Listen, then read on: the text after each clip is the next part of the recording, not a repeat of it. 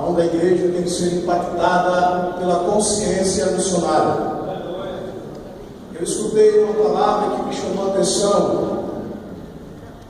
Aquele homem palestrando, ele disse que quando o cristão ele perde a consciência que dentro dele não tem a chama missionária, ele está precisando se renovar em Cristo, porque a igreja em si ela é uma igreja missionária.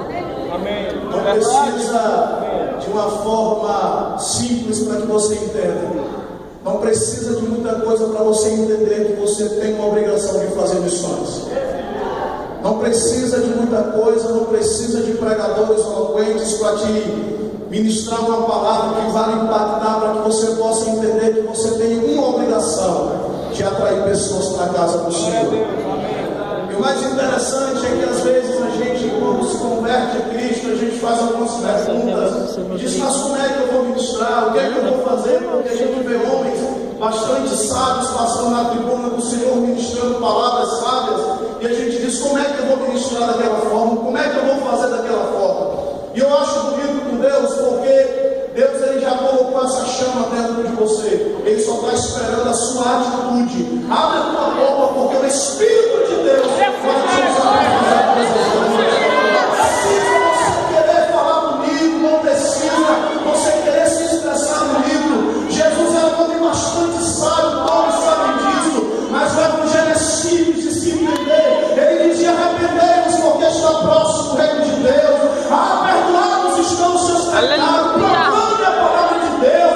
Não deixe de proclamar. A igreja não pode ficar calada. O mundo está a perecer. O mundo precisa de você.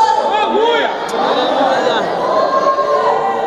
E o que eu acho bonito para encerrar, aqui em Isaías, capítulo 6, versículo 8, ele diz: depois disso ouvi uma voz do Senhor que dizia: a quem enviarei? E quem há de ir por nós? Então lhe disse: eis-me aqui, envia-me a mim.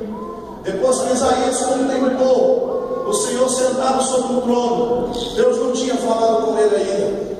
Depois que os querubins levaram aquela brasa e purificou os seus lábios, Deus não tinha falado com ele ainda. Depois que ele ora, ele se lamura diante de Deus e diz: como é que eu posso fazer alguma coisa?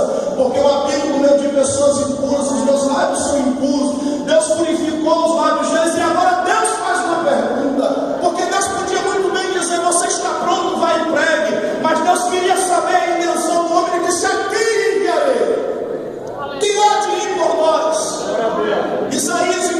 Ezequiel 22:30 diz: quem pode se prontificar a se colocar na brecha para interceder por esta nação?